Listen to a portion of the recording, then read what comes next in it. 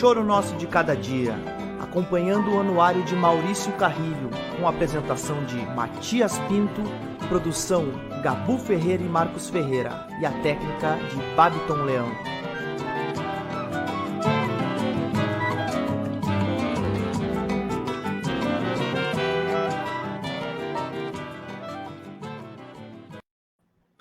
Salve, salve, gente boa! Sejam bem-vindas e bem-vindos a esse encontro sobre música brasileira.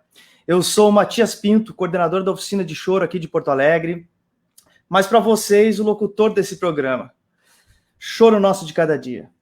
Em primeiro lugar, eu queria pedir licença, sim, pedir licença mesmo, aos chorões antigos, que ao longo desses mais de 150 anos construíram uma história magnífica de uma música incrível, reconhecida no mundo inteiro, e nos deram a oportunidade de estar hoje aqui falando um pouco sobre ela e principalmente ao lado da pessoa, do personagem que é o grande compositor contemporâneo desta música do choro.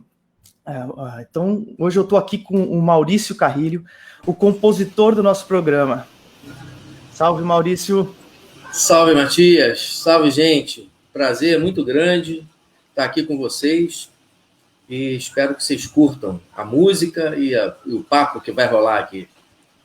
Bem, o Maurício, além de compositor, arranjador, produtor musical, pesquisador, violonista e professor, e claro, meu comentário aqui, uma grande figura, um grande amigo, é uma das figuras mais importantes assim do choro, do samba de todos os tempos.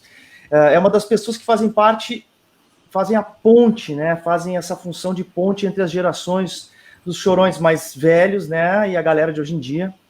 Não apenas por ter convivido com esses músicos como Dino, Meira, o Canhoto, né? O Jonas, o Altamiro Carrilho, que era seu tio, Copinha, o Abel Ferreira, enfim, nomes como Radamés Inhatli, entre tantos, mas também por trabalhar incessantemente como difusor dessa linguagem, né? A linguagem do choro, pesquisando, tocando, gravando e lecionando choro pelo mundo afora.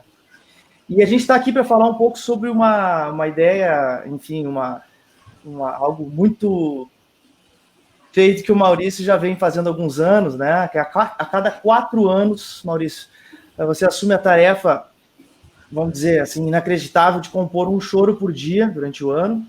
Isso já foi feito em 2005, 2009, 2013, 2017 e agora está sendo feito em 2021, inclusive é o motivo do programa que a gente está fazendo.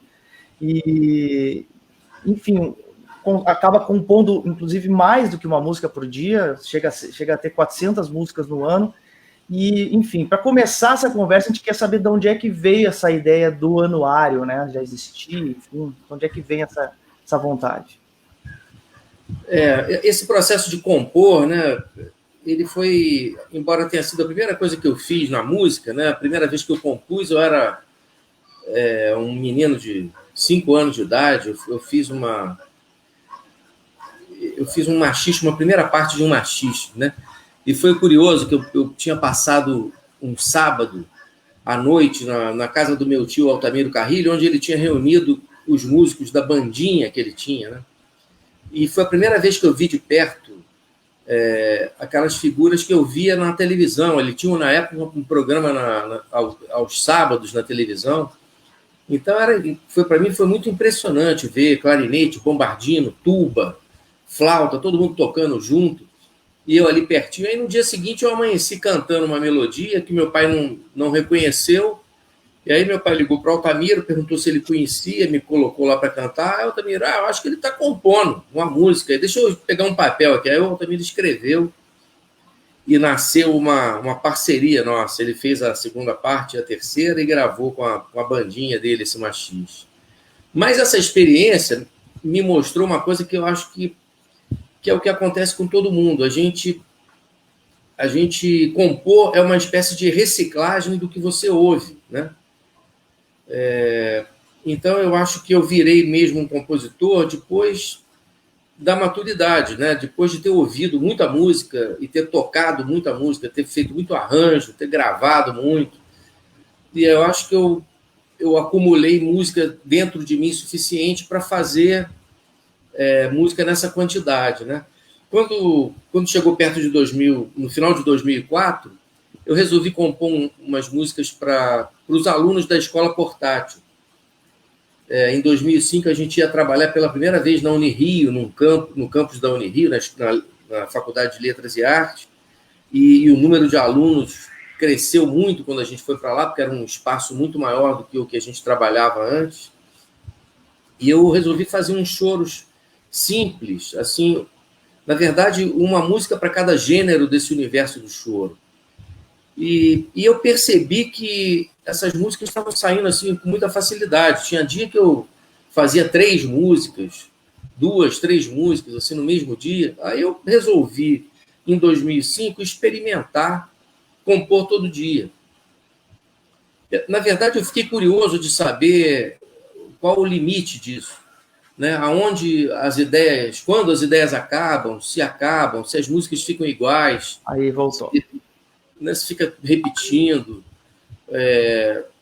se repetindo. Então, na verdade, eu fiz mais por curiosidade, sabe? Mais do que por curiosidade do que para tentar provar alguma coisa. Foi por isso. E acabou que eu vi que, na verdade, o choro é uma linguagem tão rica e tão com espaços tão inexplorados ainda, que eu acabei chegando a sonoridades e a locais dessa imensidão do choro que talvez não tivessem ainda sido explorados por outros compositores. E isso me fez acreditar que essa experiência era uma coisa muito produtiva, muito importante, não só para que eu provasse a mim mesmo essa grandeza do choro, mas para mostrar para as pessoas e incentivar outras pessoas a ter essa experiência também, né? E não teve, eu fiquei pensando, não aconteceu o contrário, porque quem a gente conhece sabe que enfim, é frutífera a tua criação, é enorme, assim, mas não teve aquele dia que era 11h50 e a música não tinha saído, para não burlar o sistema, tu teve que fazer aquela a jato? Não teve.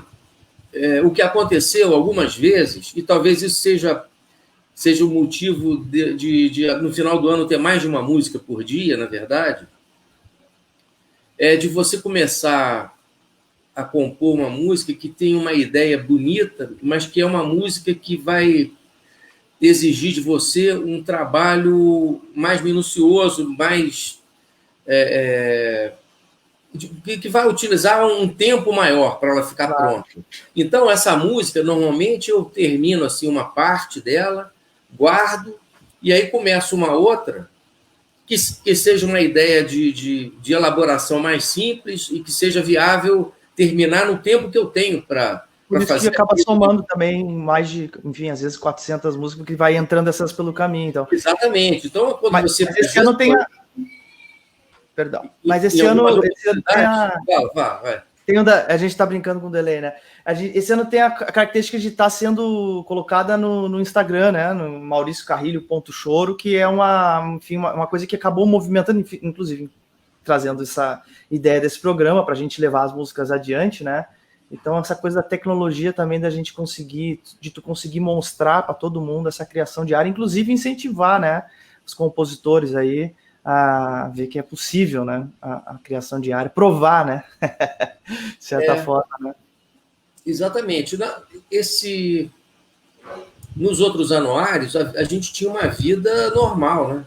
Não tinha pandemia, então você tinha viagens, tinha coisas que aconteciam. Por exemplo, no primeiro anuário, eu teve uma viagem que eu fiz para o Japão. Então, teve 24 horas dentro do avião, indo, e mais 24 voltando, né? Tem até uma diferença nessa viagem. Tem uma viagem que dura 2 horas mais. Acho que a volta é mais rápida do que a ida. E aí você não tem nada para fazer dentro do avião, né? Você fica, né, vai vendo aqueles filmes, aquelas coisas, bebe as bebidas todas que os caras te oferecem. Chega uma hora que...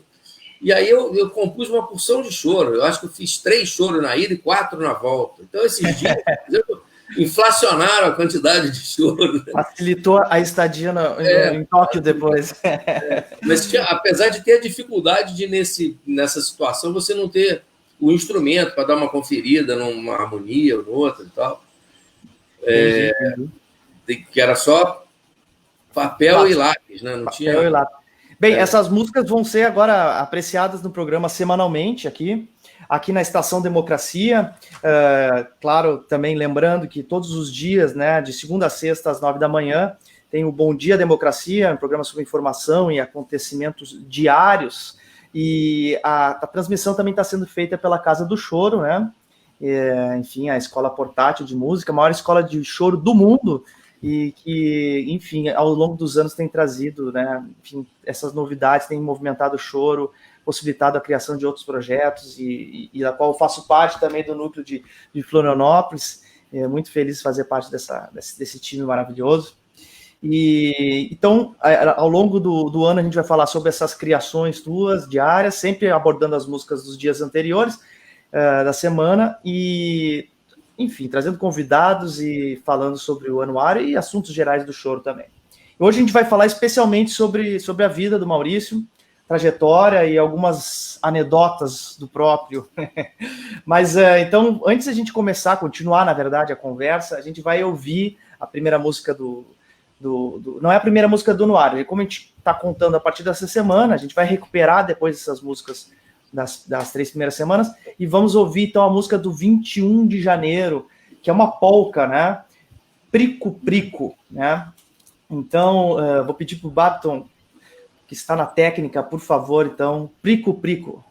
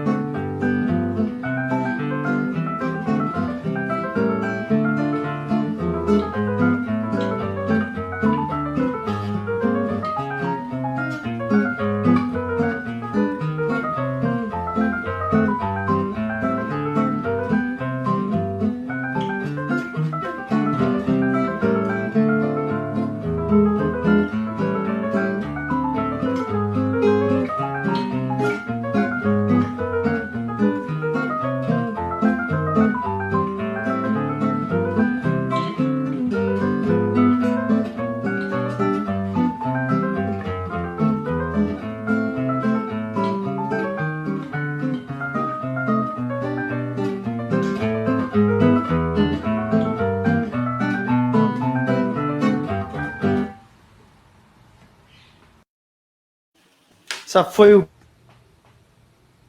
polca maravilhosa, cheia de harmonia, como tudo que o Maurício realiza, né? E acho que a gente vai ter que saber o que é, então, um brico-plico, né, Maurício? Brico-plico é um dos apelidos do meu filho, do caçulinha, do Tenório, que tem 8 meses e meio, e que começou a engatinhar igual um foguete pela casa agora, rapaz. Então, essa polca é a trilha sonora dele engatinhando pela casa, fazendo só bobagem, fazendo tudo que não pode. Foi para tudo que ela queria ele. Muito bom, muito bom. Eu estava ouvindo essa terceira parte aí, que tem um monte de armadilha, e essa história de fazer a música e gravar em seguida, algumas dessas músicas têm um acompanhamento meio enrolado, né? A gente precisaria ter um tempinho para dar uma estudada, assim, para ver qual o melhor lugar de montar os acordes e tal, mas eu estou fazendo meio no peito, não tem muita... Não dá tempo de fazer essa preparação, né? Mas é difícil, assim, de manhã cedo você acaba, fica meio zonzo, assim, depois de compor a música e já sai gravando, correndo atrás dela.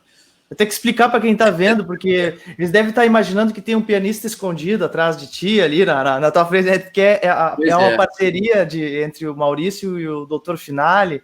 É uma maneira de, na pandemia, né, a gente ele fazia a música, tocar e se acompanhar, e eu pessoalmente acho que soa maravilhosamente bem, explica tudo, a composição e aquele timbre de piano ali, mas é um pianista escondido dentro do computador do Maurício, e sabe tocar bem esse pianista aí. Ele não erra uma nota, né? Não erra, né? Se escreveu certinho, ele vai lá e toca mesmo. Esse cara é bom. Então, gente, a gente está aqui com o Maurício Carrilho, e nesse ano está fazendo um choro por dia, né? Como já fez em outras 4 ocasiões, ele é o 5º anuário do maestro. E, Maurício, tu nasceu, então, tem que cuidar com o tu, né? Porque, na verdade, para vocês é você, mas aqui no Sul é tu. O apresentador é de Porto Alegre, gente. Tu nasceu numa casa, enfim, muito musical, onde se destacam, né? O teu pai, o excelentíssimo, grande compositor Álvaro Carrilho, e o Altamiro Carrilho, teu tio, que, enfim, é um dos flautistas, se não o mais conhecido do choro. O que se ouvia na tua casa, né? Quem é que eram os músicos que estavam lá? Enfim, qual era esse cenário? Na minha infância, assim, mais na primeira infância mesmo, né, nessa época da bandinha do Altamiro, a gente ouvia muito, a bandinha do Altamiro fazia muito sucesso, né, no início dos anos 60. Teve um machiste que o Altamiro compôs chamado Rio Antigo, que vendeu assim, uma quantidade de discos absurda, era assim...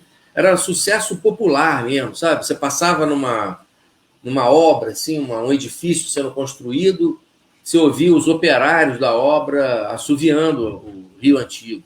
Era um negócio impressionante mesmo, como atingia a todo mundo. Eu ia para um jardim de infância público, eu morava nessa época em Copacabana, e tinha um jardim de infância que era na praia de Copacabana ali. Hoje é um colégio ainda, existe lá, Cícero Pena.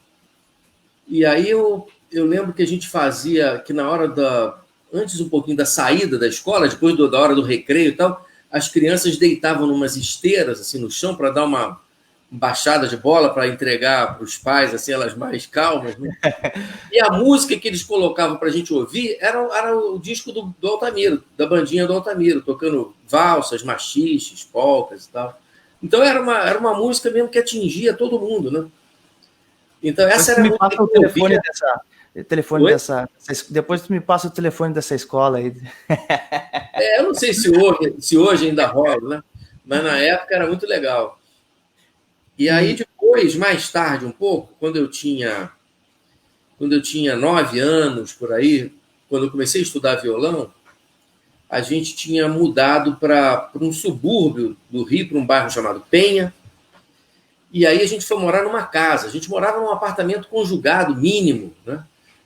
Pequenininho. E aí a gente foi para uma casa que tinha quintal e tal. Então foi quando eu comecei a estudar violão. Então nessa casa, meu pai já se animou e já convidava o pessoal para ir para lá tocar, fazia feijoada, angu à baiana, churrasco. E aí juntava aquela galera para tocar no quintal. Então minha casa virou assim um ponto de choro, né? De rodas de choro. Aí eu comecei a ver de perto todos esses caras, né? Ia para lá o Época de Ouro inteiro, já com o Del Rian, né? A gente está falando de 69, 70, por aí, depois da morte do Jacó. E o Reginaldo Canhoto estava sempre lá, né? Dino Meira Canhoto, Altamiro, muita gente foi lá, Babel, mais tarde um pouquinho o Radamés, Paulo Moura, Jonas, essa galera, muitos solistas, né, de vários instrumentos, muitos flautistas, bandolinistas, a Joel, que era nosso vizinho na Penha, estava sempre lá também. Era vizinho de vocês também. Era... Bem, tu tinha falado antes que a composição é a reciclagem, essa reciclagem que tu tá fazendo desde essa época tá boa, né? Porque com esses nomes, assim, com essa... Falando da principal, né, dos principais nomes, assim, do choro. E é interessante tu ter comentado sobre a música tá tocando na rua, né? A gente está no Brasil, que é um dos únicos países do mundo, existem muito poucos, que consome basicamente a música, produto interno, né? 80% praticamente é o que se consome da música, é a música brasileira dentro do Brasil, é uma exceção no mundo, os países não fazem assim. E nessa época se colocava, assim, enfim, se tinha a música do choro também mais presente na mídia, enfim, nos rádios, então se consumia dessa forma, talvez, né, que tu tá comentando, né, assim, na rua, né, no dia a dia, tava mais no dia a dia, mas é uma coisa que a gente está vendo ser, não digo revertido, mas está sendo facilitada hoje em dia, com certeza, principalmente pela Escola Portátil de Música Casa do Choro, né, que está, enfim, além de revelar muita gente, músicos novos, também está trazendo uma programação inteira, e quem sabe até através desse programa que a gente está iniciando hoje, né. Eu vou pedir para o Babiton tocar mais uma, que a gente tem que acompanhar as músicas, né, é o nosso objetivo. O nome sugestivo, né, do próximo choro é o Cambaleando, o choro do dia 22 de janeiro. Vamos ouvir, então, Cambaleando.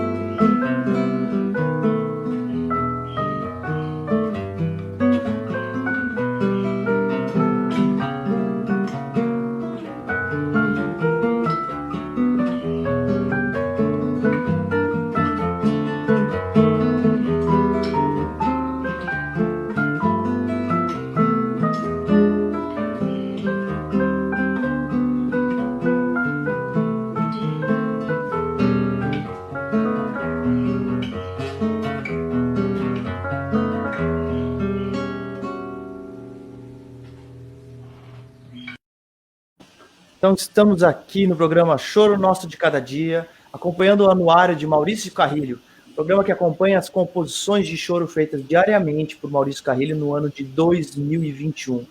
A gente está aqui com o próprio compositor, grande honra hoje, e conversando um pouco sobre a vida e a trajetória musical do Maurício. E depois de ouvir um choro, enfim, tão incrível que nem esse, tem que perguntar, para onde é que começou o estudo de música teu, Maurício? Eu digo assim, tu já falou muito sobre o estudo de música, tendo esses personagens em casa, então tem todo esse estudo que tu já comentou, mas o estudo do outro lado, assim, dentro de outros espaços, vamos falar assim, de estudo, e principalmente o estudo de composição, né? Se ele foi assim, de que forma que tu aumentou a qualidade, assim, a densidade das composições também? Eu estudei, na verdade eu não terminei os cursos universitários que eu comecei a fazer, né? Eu comecei a fazer composição na UFRJ, mas era a Universidade Federal do Rio de Janeiro, na Escola de Música. Na época que eu fui estudar lá, era proibido tocar violão lá dentro. Era uma coisa assim, uma hostilidade com a música popular e com os instrumentos populares, né, usados na música popular, que acabou me fazendo desistir, sabe? Eu cursei 1 ano e meio e parei. E aí depois eu fiz vestibular de novo, quando o Roberto Inátali, sobrinho do Radamés Inátali, ele começou a dar aula na Unirio, e aí ele incentivou o pessoal da Camerata Carioca, na época, a ir estudar lá e tal. Ele falou, a gente vai abrir um espaço para música popular, é importante que vocês estejam lá. Eu fui. Fiz vestibular de novo, eu já tinha feito para medicina, né? Eu era estudante de medicina antes de ir para a UFRJ no curso de composição. Eu estava no 3º ano de medicina, mas isso aí é outra história, para outro programa. A gente conversa sobre isso. Mas é uma história. Eu acabei indo para fazer licenciatura lá, mas também não terminei, porque era difícil você coordenar as ações de música profissional que eu já tinha assim, num nível alto, né? A gente trabalhava com Radamés, com coisas tão bacanas, e chegava na escola, tinha que aguentar umas coisas tão chatas, e às vezes pensamentos tão mesquinhos de alguns professores que não deu certo, também eu me mandei. Continua sendo assim, hein, professor?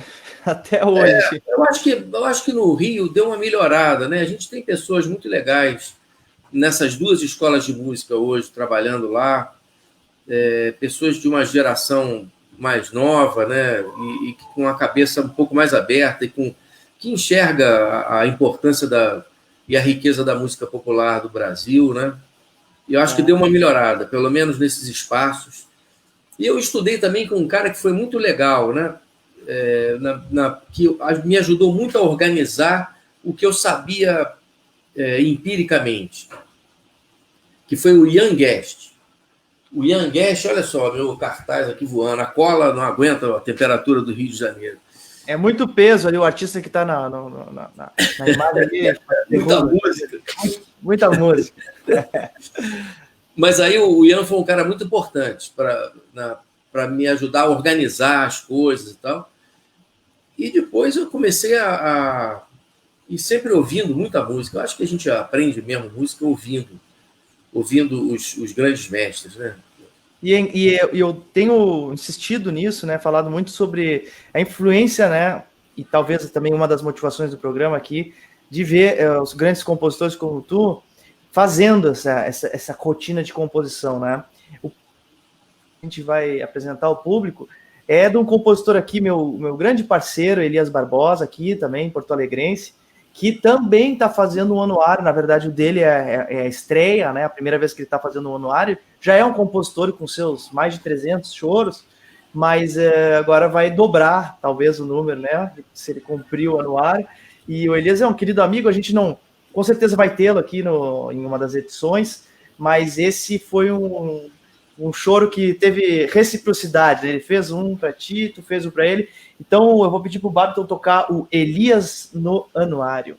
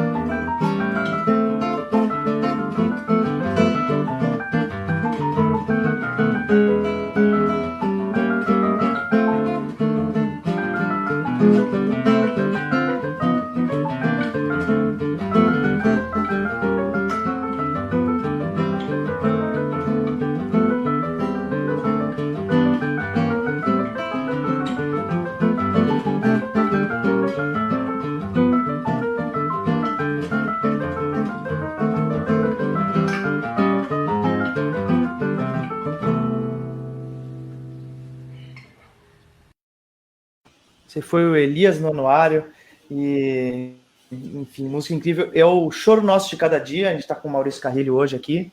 E, Maurício, eu confesso que eu pessoalmente já ouvi boa parte, né, do que tu gravou. Estou sempre ouvindo, enfim, sou violonista também, então é uma referência máxima para mim. Mas a gente quer saber qual é o disco em que tu adorou a performance como violonista. Eu sei que, enfim, no teu caso, o violão é algo que está a serviço de algo muito maior, que é a tua música. Mas é uma pergunta específica mesmo, assim, como aquele disco que tu gostou da performance de violão. Isso para a gente indicar o pessoal que está nos assistindo também. Olha, tem um disco que eu acho muito especial, porque foi um disco gravado por 4 pessoas que nunca tinham se encontrado para tocar juntas. A primeira vez foi na gravação, no primeiro set de gravação. E a segunda vez foi no segundo set de gravação, onde a gente terminou de gravar o disco, que é o Arranca Toco. Claro. Aquele disco ele tem uma coisa que é muito legal. Mais Proveta e o Pedrinho, né? Proveta, Pedro Amorim, Jorginho do Pandeiro e eu. Né? Esse disco eu acho muito legal. E eu acho que o som do violão nessa gravação também, o Amaro foi muito feliz. Eu acho que deu tudo certo, né? Eu acho especial. Incrível, incrível. O choro, apesar de ter essa terminologia, choro, né, o nome, é uma música que tem, enfim, é música e é triste também, né? Nem tudo então é alegria nessa música. E esses dias que passaram agora, a gente perdeu um dos músicos que era assim a ponte entre a geração que ele participou, tocando com Cartola, enfim, com músicos geniais, que é o Gordinho, né, do Surdo. E a gente acompanhou uma homenagem que tu fez para ele com a música Festa no Céu.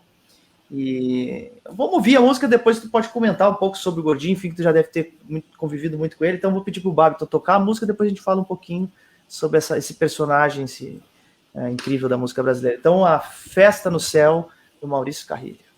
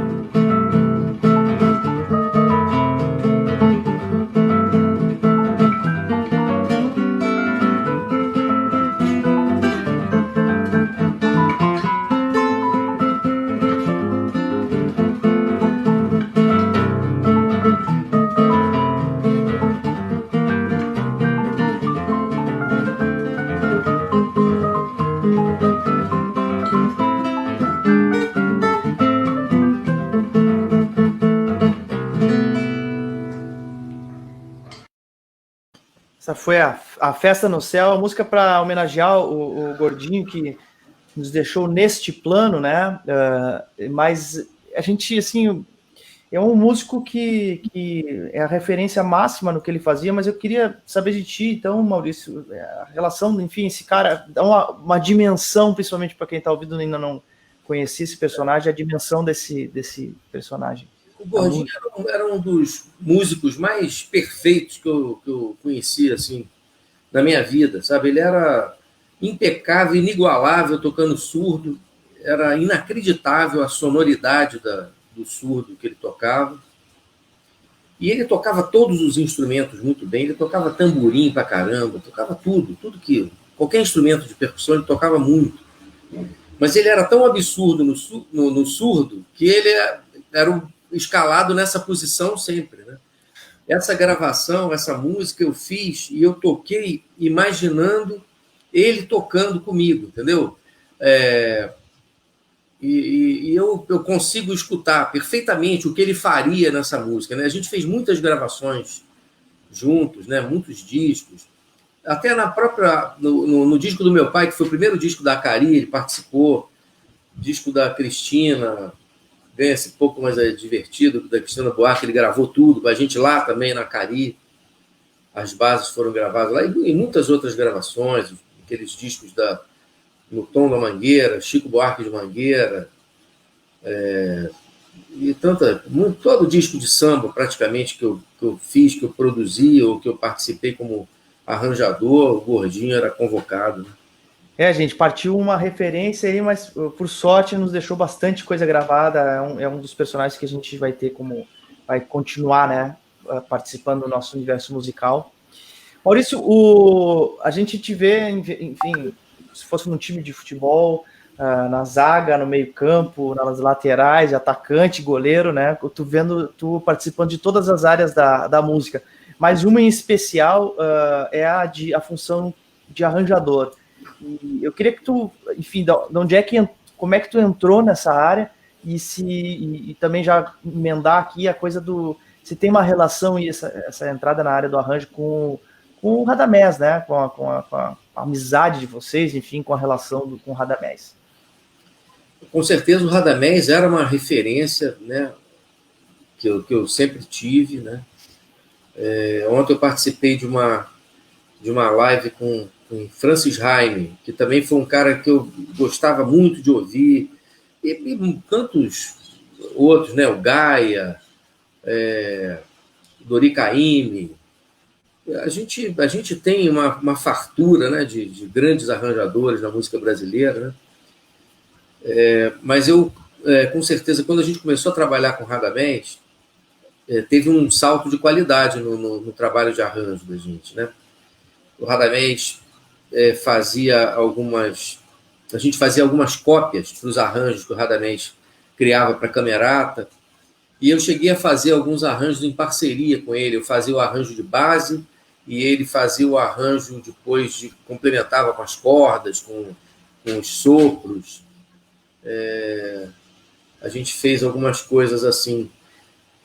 E ele era uma figura que nunca deu uma aula formal para a gente, mas as conversas que a gente tinha tomando chopp com ele e as dicas que ele dava, né, as histórias que ele contava, isso tudo ajuda e ensina tanto quanto uma aula, né, uma aula técnica, né? Vamos dizer assim. Ele eu gostava de tomar chopp, né?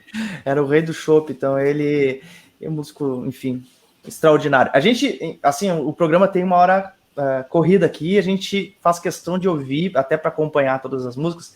Então eu vou pedir para o Babiton já aprontar o choro para o Benedetto, que é o choro do dia 25 de janeiro. A gente já volta depois de ouvir essa música.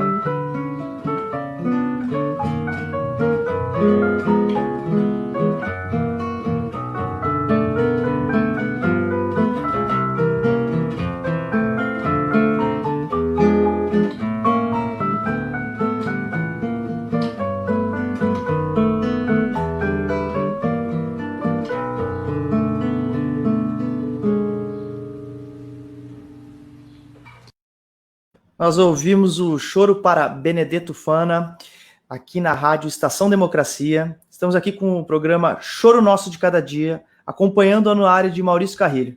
O programa acompanha as composições de choro feitas diariamente por Maurício, nesse ano de 2021.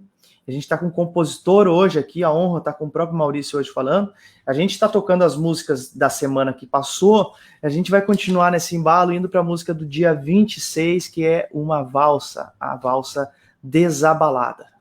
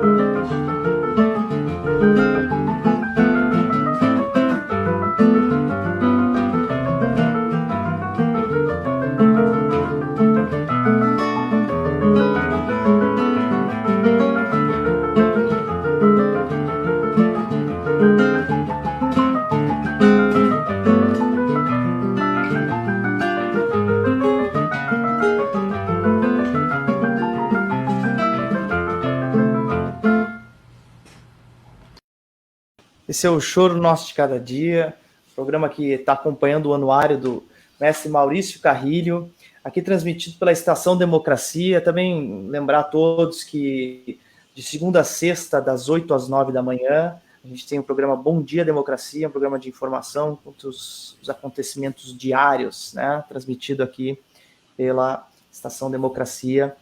E o programa também está sendo transmitido, dá um alô também para a turma da Casa do Choro, que está fazendo a transmissão, enfim, a Escola Portátil de Música, também para a turma da Oficina de Choro de Porto Alegre, enfim, a conexão do choro do Brasil, com uma audiência que tenho certeza que está maravilhosa e que vai aumentar durante o ano. A gente falando sobre essa iniciativa, enfim, incrível do professor Maurício, mestre Maurício Carrilho. E Maurício, a última vez que eu brinquei com isso, eu me dei mal. Eu fui brincar, botei a minha camiseta do meu time e acabei tomando 5 gols do teu time. Então eu não vou fazer nenhuma brincadeira, mas hoje eu jamais entregaria um jogo, mas hoje é comum interesse, talvez, que o Flamengo desponte. Eu acho que eu tô contigo hoje.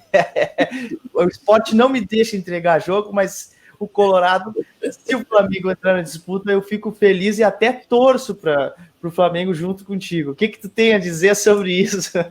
Olha, rapaz, esse ano passado aí foi triste para o Flamengo. O Flamengo conseguiu perder tudo. Depois que começou a pandemia, acabou o Flamengo. Acho que o Covid roubou o futebol do Mengão. Eu tô achando que a gente vai tomar uma pua hoje e outra do Inter lá na penúltima rodada. Ai, bem. Fazendo ferro. Que coisa, né? Vamos assistir mais tarde. Aqui na rede Estação Democracia, tá? E lembrando a todos que estão assistindo, o programa vai ao ar, o nosso programa, Choro Nosso de Cada Dia, vai ao ar todas as quintas-feiras deste ano, das 18 às 19, pelas redes que vocês estão assistindo, né? Pelo site estaçãodemocracia.com, pela rede da Casa do Choro, também pelo Facebook, enfim, das escolas de choro que a gente está vamos conectando aos poucos, né? E para que a nossa audiência e os interessados por essa iniciativa brilhante do Maurício possam estar aqui a par do que vai acontecendo e mais algumas coisas sobre o choro, falando sempre sobre essas histórias. Maurício, eu vou ter que te agradecer demais. Para mim, assim, nossa, quando eu comecei no choro, eu pensava agora, tá te entrevistando, né, inclusive na minha estreia aqui como âncora num programa de rádio, algo meio impensável, mas eu tô feliz porque eu tô contigo aqui conversando e enfim, é brilhante, muito algo incrível estar do teu lado, podendo ouvir um pouco das tuas palavras. Quero que tu volte aqui durante o ano, junto com a Paulinha e com o Tenório também, para falar um pouco mais, contar essas histórias, essas peripécias da tua música, e com certeza a gente vai repercutir muito essa música maravilhosa que tu faz e que inspira todo mundo, né, do choro. E, enfim, tem uma galera falando aqui, hoje eu dei pouca atenção à audiência, mas eu vou treinando isso, tá? A galera dos parceiros da EPM, o Gabriel Truco da EPM Argentina mandou um alô, enfim, semana que vem a gente vai querer mais pergunta também do público. Hoje a gente deu um esforço máximo para rodar as músicas, temos a última música agora, mas te agradecer demais, Maurício, muito obrigado pela tua iniciativa e por tu estar se dispondo esse tempo com a gente hoje. Maravilha, eu gostei muito, viu? E se vocês me convidarem para vir aqui toda semana, eu acho que eu venho.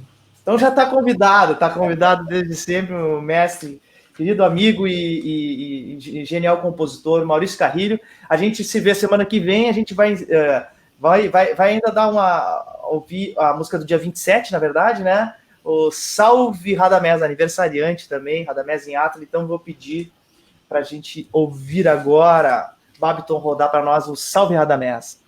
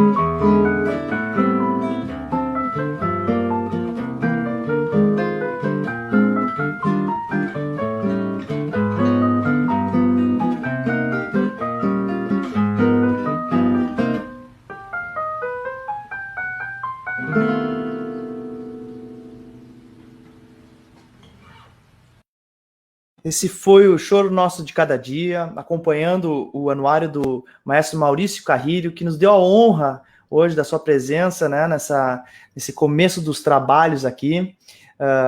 E a gente quer convidar a todos para a semana que vem, no mesmo dia e horário, estarem presentes. Avisar também que o programa fica disponível, né, nas páginas, para quem quiser ouvir, recomendar para o pessoal ouvir em qualquer horário. E lembrando, né, que a Rede Estação Democracia tem um programa Bom Dia Democracia, das 8 às 9 da manhã, de segunda a sexta, com a programação dos acontecimentos diários. Então, estamos no horário. Muito obrigado pela audiência de todos. Muito obrigado, professor Maurício Carrilho. E um grande abraço a todos e até a semana que vem.